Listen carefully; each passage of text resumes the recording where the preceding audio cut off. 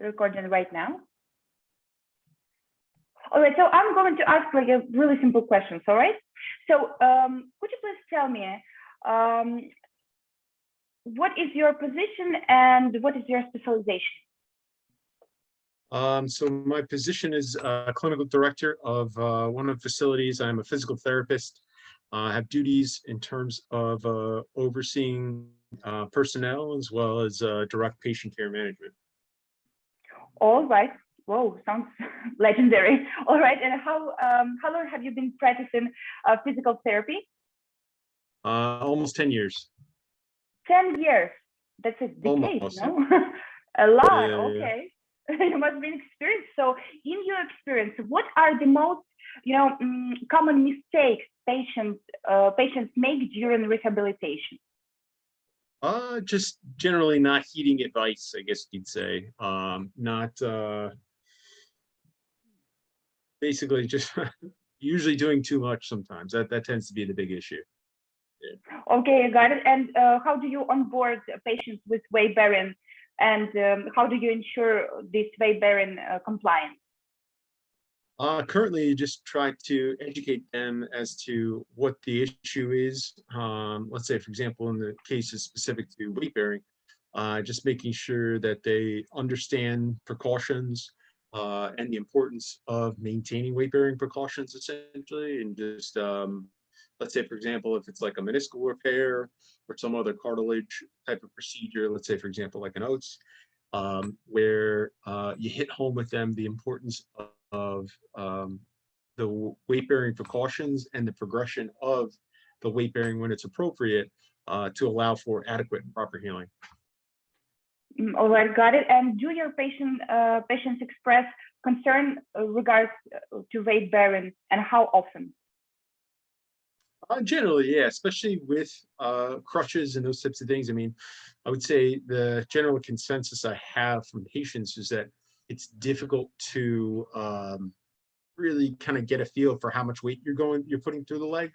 In general, it's just more of a feeling that patients get once they leave the clinic, because essentially we train them. We have a scale here that we use that has a needle that goes up and down depending on how much weight you put through it.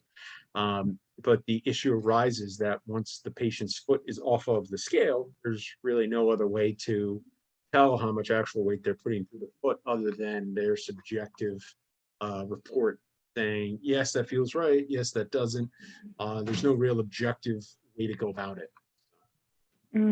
All right, thanks. And what can happen if a patient applies too much weight on the injured leg? Well, it could potentially either delay healing and or potentially increase chances of injury, or put even like a surgical site and a graft site at risk for injury or, again, delayed healing. Okay, and what happens if the patient doesn't put any weight or applies not enough weight on the injured leg? It could also actually delay healing as well, and or also not necessarily cause injury, but I would say probably the biggest issue would be delaying the issue at hand. Essentially, there are windows of time where it's appropriate to start weight bearing, and it's important to try to capitalize on those as much as you can. And if you miss out on those windows, it generally tends to just delay the process along, and people tend to need care for long. Okay, got it. And you actually tried our product with a patient, right? Congrats. So how useful? Yeah. So how useful was the product on the scale from 1 to 10, where 10 is super useful and 1 just, guys, stop doing that? Yeah, no, I would say it's definitely a 9 or 10, to be honest. It was very useful. I like the aspect of necessarily control, but at least having the objective measures in terms of looking at how much weight the patient's put through their leg. You have the online portal that you can check in on and double check with the patient, but then the patient also has their feedback monitor on their phone as well too, both through auditory, visual, and through the app as well. So I think it's definitely easy to use and practical. Oh, thank you so much for your feedback. And what was the most valuable for you personally? Valuable was just helping the one patient that I did have used it on so far, educate them as to what is a proper amount of weight, because that was one of their big concerns, and just kind of help them along in that respect too. Because essentially, again, to kind of go back to my other point, if there's too much or not enough weight, sometimes it can delay or cause other issues and healing. So that was definitely one of the big concerns for my patient. So this helped kind of quell those fears. With every step she took, there was an answer as to kind of basically how much weight she was putting through. So it simplified that respect. All right. And so as far as I understood, you did check the patient's progress, right? So how often did you do that? Probably about, honestly, roughly every time the patient came in. So it was roughly, she came in 3 times a week or so. So at least, at least every time she came in terms of just to see where she was at, what she was up to, in terms of weight bearing and walking, just so I had a feel for what I was walking into that day. Okay. And if the patient's insurance could not cover the device, for example, right? How much would you charge for it? Like if it was like a rental through the company? Yes. I'd probably say maybe like $50 to $100 a week. I would say something along those lines. All right. Thanks a lot. And we know that you help patients with lower limb injuries, right? So how many did you have during the last month?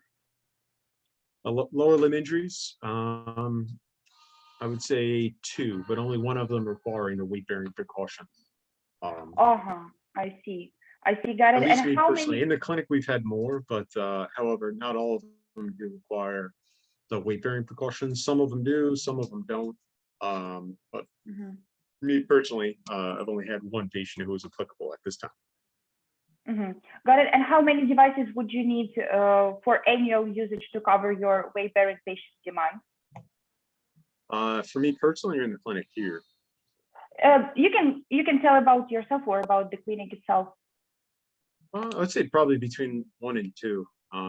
If it was like I would say between 1 and 2 should probably cover a clinic of my size, just for the types of patients we see. So. All right, thank you so much. And like the last question would be, how much are you ready to pay for an annual subscription to the condition of all-inclusive service per device, for example? Can you say that one more time? I'm sorry. Sure. How much would you ready to pay for the device, including like all-inclusive service? Including the online platform and everything like that too. That's a good question. I'd really have to kind of think about it a little bit more. I mean, I would say probably maybe like in terms of that, I would say maybe between like 200-300 per year. I would say that seems like a relatively reasonable price in terms of subscription for the clinic, because essentially then that allows potentially the clinics to, again, depending on demand and use, if the clinic is able to rent it out to a patient at, let's say, for example, even if it's $25 or $50 a pop, that actually also even incentivizes the clinic to be able to promote and use the device and actually use it as another way to generate revenue and money for the clinic as well too, as opposed to just an auxiliary modality. So in that way, let's say it could potentially even incentivize clinic and also make money for you guys as well at the same time too. So. Okay, got it. Thank you so much. So I'm stopping recording.